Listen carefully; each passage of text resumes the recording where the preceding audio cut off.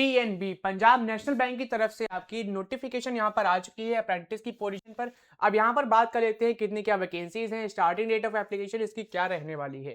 तो एप्लीकेशन आपकी 8 of Feb से स्टार्ट हो रही है और इसकी जो लास्ट डेट यहाँ पर रहेगी वो आपकी यहाँ पर है 24 of Feb 2025।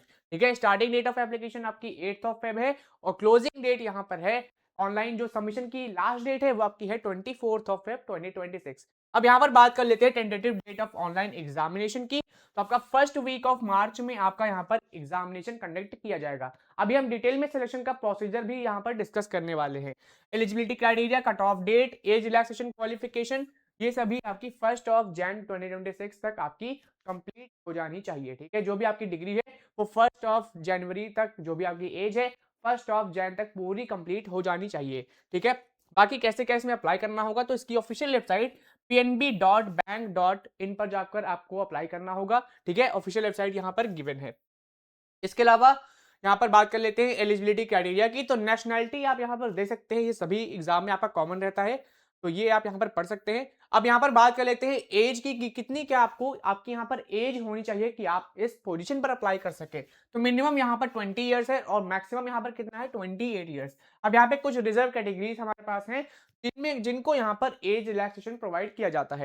SC ST category candidates को 5 इयर्स का अपर एज लिमिट में रिलैक्सेशन प्रोवाइड किया जाता है, यानी कि उनके लिए अपर एज लिमिट अब हो गई 33 इयर्स। ठीक है, बाकी 28 इयर्स ये जनरल अनरिजर्व कैटेगरी कैंडिडेट्स के लिए है। ओबीसी नॉन क्रीमी लेयर्स के लिए अपर एज लिमिट यहाँ पर 3 इयर्स है, तो वही पीडब्ल्यूबीडी कैटेगरी के लिए अपर एज लिमिट 10 इयर्स रहने वाली है। ठीक है, बाकी विमेन्स डाइवोर्स वीमेन इनके लिए भी यहाँ पर अपर एज लिमिट यहाँ पर देखिए मेंशन्ड है कैटेगरी वाइज, ये भी यहाँ पर आप देख सकते हैं। और ये यहाँ पर क्या इंपॉर्टेंट है तो वो चीज भी यहाँ पर डिस्कस कर लेते हैं। अब बात कर लेते हैं एजुकेशन क्वालिफिकेशन की। अगर आपने ग्रेजुएशन कंप्लीट कर लिया है, यहाँ पे देखिए मेंशन्ड है graduate degree in any discipline. अगर आपने ग्रेजुएशन कंप्लीट किया है किसी भी डिसिप्लिन में, चाहे आपने बीकॉम किया हो, बीटेक किया हो, बीसीए किया हो, कोई भी आपने डिग्री में ग्रेजुएशन कंप्लीट किया है तो फिर आप यहाँ पर अप्लाई कर सकते हो। कैसे अप्लाई करना होगा तो NATS पोर्टल पर जाकर ही आपको अप्लाई करना होगा। यहाँ पे देखिए मेंशन है for the candidates registered under national apprenticeship training scheme the date of passing their graduation should not be more than 4 year preceding. ठीक है, इस चीज का जरूर आपको ध्यान रखना चाहिए। ठीक है, और यहाँ पर ड्यूरेशन की बात करें, टोटल ड्यूरेशन ऑफ ट्रेनिंग जो आपकी रहने वाली है वो आपकी 1 ईयर यानी कि 12 महीने की आपकी ट्रेनिंग रहेगी। इसके बाद अब इस 1 ईयर में क्या इंक्लूड रहेगा तो 1 ईयर ट्रेनिंग में आपका 2 वीक का तो बेसिक ट्रेनिंग आपका रहेगा, बाकी 50 वीक्स का आपका ऑन द जॉब ट्रेनिंग आपका इंक्लूड रहेगा। ठीक है, टोटल आपकी 52 वीक्स की ट्रेनिंग रहने वाली है, यानी 1 ईयर की रहेगी, 12 मंथ की आपकी ये ऑनलाइन आपकी ट्रेनिंग रहेगी। अब इसमें 2 वीक का आपका बेसिक ट्रेनिंग, अब 50 वीक का आपका यहाँ पे ऑन द जॉब ट्रेनिंग यहाँ पर रहेगा। अब ट्रेनिंग सीट्स यहाँ पर बात कर लेते हैं तो सर्कल वाइज पैन इंडिया कितने क्या वैकेंसीज है तो वो भी आप यहाँ पर देख सकते हैं। पहले बात करते हैं अंडमान एंड निकोबार स्टेट की। अब इसमें आपके एक सर्कल है कोलकाता वेस्ट सर्कल, इसमें आपकी टोटल नंबर ऑफ वैकेंसी जो है वो आपकी सिर्फ और सिर्फ 1 है, जो कि आपकी अनरिजर्व्ड कैटेगरी में है। फिर आते हैं आंध्र प्रदेश स्टेट में। अब आंध्र प्रदेश स्टेट में आपके 2 सर्कल आते हैं। आपका एक सर्कल है विजयवाड़ा, दूसरा सर्कल आपका आंध्र प्रदेश स्टेट में आता है वाइजैक। अब विजयवाड़ा में आपके टोटल यहाँ पे सीट कितनी है 30 सीट्स है, बाकी वाइजैक में आपकी टोटल यहाँ पे 26 सीट्स है। तो अगर हम बात करें आंध्र प्रदेश स्टेट में टोटल नंबर ऑफ कितनी वैकेंसीज हैं तो टोटल नंबर ऑफ सीट्स आपकी 56 यहाँ पर रहने वाली है। बाकी कैटेगरी वाइज आप यहाँ पर देख सकते हो, यहाँ पर वैकेंसीज मेंशन है। ठीक है, ऐसे ही आपका अरुणाचल प्रदेश का भी मेंशन है, असम का भी मेंशन है।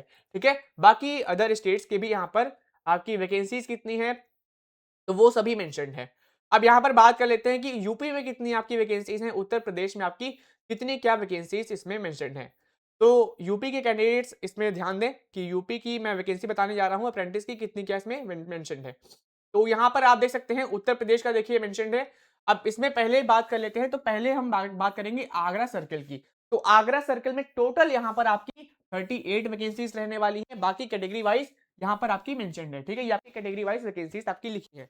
अलीगढ़ इस सर्कल में आपकी 32 वैकेंसी है, अयोध्या फैजाबाद सर्कल में आपकी 42 वैकेंसी रहने वाली है, बरेली सर्कल में आपकी 42 वैकेंसी है, इसके अलावा बुजनौर में आपकी 31 वैकेंसी है, बुलंदशहर में आपकी सर्कल में 46 वैकेंसी है, इटावा सर्कल में 30 वैकेंसी, गाजियाबाद सर्कल में आपकी 35 वैकेंसी। और भी यहाँ पे उत्तर प्रदेश के सर्कल्स है, जैसे कि गोरखपुर में आपकी 44 वैकेंसीज रहने वाली हैं, झांसी में 31 वैकेंसी है, कानपुर सिटी में आपकी 46 वैकेंसी है, लखनऊ सर्कल में आपकी 65 वैकेंसी है, मऊ में 28 वैकेंसी, मेरठ में 54 वैकेंसी, मुरादाबाद सर्कल में आपकी 27 वैकेंसी है।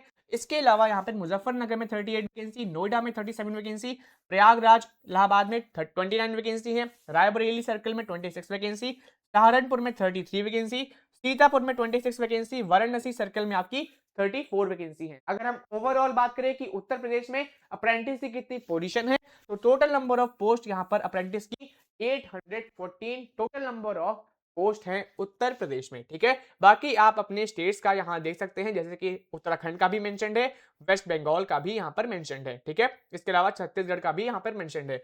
ओवरऑल अगर हम पोस्ट की बात करें, पैन इंडिया कितनी क्या वैकेंसीज आई है पीएनबी की तरफ से, तो 5138 काफी अच्छी वैकेंसी आई है अप्रेंटिस की। अगर आपने ग्रेजुएशन कर लिया है तो इसको बिल्कुल भी मिस मत करें, इसमें जरूर अप्लाई करें। और यहाँ पर बात कर लेते हैं बाकी डेफिनेशंस, ये सभी आप जनरल इंस्ट्रक्शंस यहाँ पर पढ़ सकते हैं। ठीक है, अब यहाँ पे बात कर लेते हैं कि सिलेक्शन का प्रोसीजर इसमें कैसा क्या रहने वाला है। एक चीज आपको ध्यान रखना है, अगर आप ईडब्ल्यूएस से हैं, कैटेगरी से हैं, या ओबीसी कैटेगरी या एससी एसटी कैटेगरी से हैं, तो आपके पास सर्टिफिकेट जरूर होना चाहिए। ठीक है, सर्टिफिकेट्स आप रेडी रखें, तभी आप इसमें क्लेम कर सकते हैं जो भी बेनिफिट्स आपको प्रोवाइड किए जाते हैं बैंक की तरफ से। अब स्टिपेंड की यहाँ पर बात कर लेते हैं, कितना क्या स्टिपेंड मिलेगा। तो rural, semi urban, urban cities का, यहाँ अर्बन जो आपके हैं, तो उनका जो स्टिपेंड रहने वाला है 12,300 रुपीज पर मंथ आपका स्टिपेंड मिलेगा। अगर आप मेट्रो सिटीज में वर्क कर रहे हैं, जैसे आपका दिल्ली है, नोएडा है, एनसीआर है, मुंबई है, तो वहां पर आपका जो रहेगा वो आपका 15,000 रुपीज पर मंथ आपका रहेगा। ठीक है, ये हमने बात कर ली स्टिपेंड बेनिफिट्स क्या मिलेंगे। और अदर यहाँ पर अलाउंसेस हैं, वो सभी आपको प्रोवाइड नहीं की जाएंगे। The apprentice are not eligible for any other allowances या बेनिफिट्स, बस आपको स्टिपेंड मिलेगा जो कि मैंने आपको बता दिया है। असेसमेंट सर्टिफिकेशन ये सब भी आप दे सकते हैं। Apprentice will need to go through final assessment test at the end of their apprentice training. ठीक है, जब अप्रेंटिस ट्रेनिंग आपकी पूरी हो जाएगी 12 महीने की, तो आपका यहाँ पे फाइनल असेसमेंट टेस्ट आपका कंडक्ट किया जाएगा। उसमें आपका अप्रेंटिसशिप सर्टिफिकेट है वो आपको प्रोवाइड किया जाएगा, जैसे आपकी परफॉर्मेंस रहेगी। बाकी टर्म्स एंड कंडीशन ये यहाँ पर देख सकते हो। ड्यूरेशन मैंने बता ही दी है, 1 साल की आपकी यहाँ पर ड्यूरेशन रहने वाली है अप्रेंटिस की।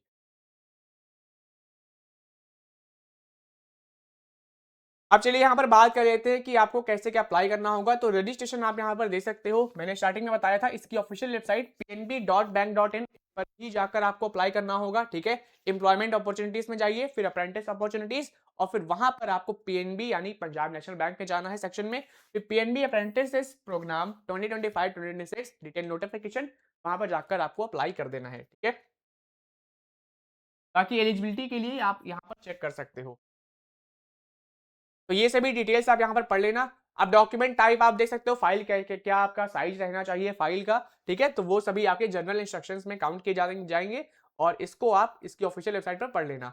इस नोटिफिकेशन की पीडीएफ मैंने अपने टेलीग्राम ग्रुप पे अपलोड कर दी है, तो टेलीग्राम ग्रुप को जरूर ज्वाइन कर ले। अब यहाँ पर बात कर लेते हैं एप्लीकेशन एग्जामिनेशन फी आपकी कैसे क्या रहने वाली है। तो अगर आप general, OBC, EWS male category candidates हो, तो आपकी टोटल यहाँ पर जो एप्लीकेशन फी है, जो टोटल आपकी फी है 800, आपकी यहाँ पर 944 रुपीज रहेगी। इसमें आपका 800 रुपीज फी टोटल है, प्लस आपका 18% का जीएसटी। तो टोटल आपका अमाउंट कितना हुआ, टोटल फी आपकी कितनी हुई, 944 रुपीज। ऐसे ही अगर आप general, OBC, EWS female category candidates हैं, तो टोटल आपको 708 रुपीज फी पे करनी होगी। अगर आप एससी एसटी पीडब्ल्यूबीडी मेल या फीमेल हैं, तो फिर आपको टोटल यहाँ पर 236 आपको फी पे करनी होगी। अगर आप ट्रांसजेंडर हैं, तो टोटल आपको यहाँ पर 236 फी यहाँ पर पे करनी होगी। ठीक है, और fee once paid will not be refunded, आपकी फी नॉन रिफंडेबल है। ठीक है, तो इस चीज का भी आपको ध्यान रखना है। और सिलेक्शन प्रोसीजर आप यहाँ पर देख सकते हो, सिलेक्शन का प्रोसीजर यहाँ पर कैसा क्या रहने वाला है। तो कितनी क्या इसमें स्टेजेस रहेंगी। तो पहली आपकी स्टेज यहाँ पर रहेगी ऑनलाइन रिटन टेस्ट की, दूसरी आपकी स्टेज है डॉक्यूमेंट वेरिफिकेशन की, तीसरी यहाँ पर आपकी स्टेज यहाँ पर है टेस्ट ऑफ लोकल लैंग्वेज की, फिर चौथी स्टेज आपकी यहाँ पर रहेगी मेडिकल एग्जामिनेशन की। अब तीसरी स्टेज जो आपकी है टेस्ट ऑफ लोकल लैंग्वेज की, इसमें क्या है कि अगर आपने 10th या 12th में, आपने जैसे आप यूपी में अप्लाई कर रहे हैं लखनऊ सर्कल में, तो लखनऊ में लोकल लैंग्वेज आपकी हिंदी और उर्दू। ठीक है, अगर आपने 10th या 12th में हिंदी एज अ सब्जेक्ट पढ़ा है, तो फिर आप शायद ये टेस्ट स्किप कर देंगे। ठीक है, आपके लिए ये कंपलसरी नहीं रहेगा, अदरवाइज ये कंपलसरी है। ठीक है, अब ऑनलाइन रिटन टेस्ट का अगर हम यहाँ पर प्रोसीजर देख ले, तो प्रोसीजर आप देख सकते हो, 4 यहाँ पर सेशन रहने वाले हैं।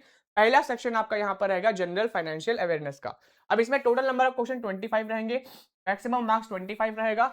फिर सेकंड आपका पोर्शन यहाँ पर है जनरल इंग्लिश का, इसमें भी आपके 25 क्वेश्चन रहेंगे 25 मार्क्स के। और क्वांटिटेटिव एप्टीट्यूड एंड रीजनिंग का यहाँ पर रहेगा, जिसमें आपके क्वेश्चन यहाँ पर रहने वाले हैं 25 क्वेश्चन 25 मार्क्स के। फिर नेक्स्ट आपका यहाँ पर चौथा सेक्शन आपका है कंप्यूटर नॉलेज का। कंप्यूटर नॉलेज के आपके 25 क्वेश्चन रहेंगे 25 मार्क्स के। तो ओवरऑल अगर हम बात करें रिटन एग्जामिनेशन में आपके 100 क्वेश्चन रहेंगे 100 मार्क्स के, और टाइम आपको यहाँ पर मिलने वाला है 60 मिनट। और ये जो पेपर है ये आपका बाइलिंगुअल रहेगा, यानी इंग्लिश और हिंदी दोनों में रहेगा। लेकिन जो जनरल इंग्लिश का जो पोर्शन रहेगा ये आपका पूरा कंप्लीट इंग्लिश में रहेगा, ठीक है। अब इसके अलावा यहाँ पर इंपॉर्टेंट क्या है तो वो भी यहाँ पर डिस्कस कर लेते हैं। तो ये तो हमने बात कर ली कि ऑनलाइन रिटन टेस्ट कैसा क्या आपका कंडक्ट किया जाएगा। तो जैसा कि मैंने बताया था स्टार्टिंग में कि ऑनलाइन का जो रिटन एग्जामिनेशन है ये आपका फर्स्ट वीक ऑफ मार्च में कंडक्ट किया जाएगा, ठीक है। तो इसके बाद आपका यहाँ पर डॉक्यूमेंट वेरिफिकेशन राउंड रहेगा। अब डॉक्यूमेंट वेरिफिकेशन राउंड में जो भी आपने डिग्री कंप्लीट कर रखी है, जो भी मार्कशीट्स हैं, वो सभी आपको इकट्ठा करनी होंगी, ठीक है। यहाँ पर आप लिस्ट देख सकते हो, अटेस्टेड फोटोकॉपीज के साथ आपको रखनी होंगी। जैसे आपका यहाँ पर देख सकते हैं print out of valid system generated print out आपके पास होना चाहिए, ठीक है। इसके अलावा डेट ऑफ बर्थ का सर्टिफिकेट आपके पास होना चाहिए, वैलिड फोटो आइडेंटिटी कार्ड, जितने भी मार्कशीट्स हैं सेमेस्टर वाइज ईयर वाइज ये भी आपके पास होना चाहिए। 10th स्टैंडर्ड के मार्कशीट्स, 12th की मार्कशीट्स, ये सभी आपके पास होनी चाहिए। अगर आप SC ST कैटेगरी से आते हैं तो आपके पास कास्ट सर्टिफिकेट ये भी आपके पास होना चाहिए। इसके अलावा अगर आप EWS कैटेगरी से आते हैं तो आपके पास इनकम एंड एसेट सर्टिफिकेट भी होना चाहिए, ठीक है। Permanent disability certificate in case अगर आप PWBD कैटेगरी से बिलोंग करते हैं, PWBD कैटेगरी से, तो आपके पास ये सर्टिफिकेट भी होना चाहिए, परमानेंट डिसेबिलिटी सर्टिफिकेट, ठीक है। और इंपॉर्टेंट क्या है इसमें, तो यहाँ पर आप देख सकते हो यहाँ पे लिस्ट कंप्लीट गिवन है। अब यहाँ पर बात कर लेते हैं, यहाँ पर आप देखिए तो यहाँ पे लोकल लैंग्वेज टेस्ट जो मैंने आपको बताया था वो यहाँ पर मेंशन्ड है, ठीक है। List of state wise local language applicable यहाँ पर मेंशन्ड है। तो यहाँ पर बात कर लेते हैं अंडमान एंड निकोबार आइलैंड की। यहाँ पे जो लोकल लैंग्वेज है वो आपकी है हिंदी और इंग्लिश, ठीक है।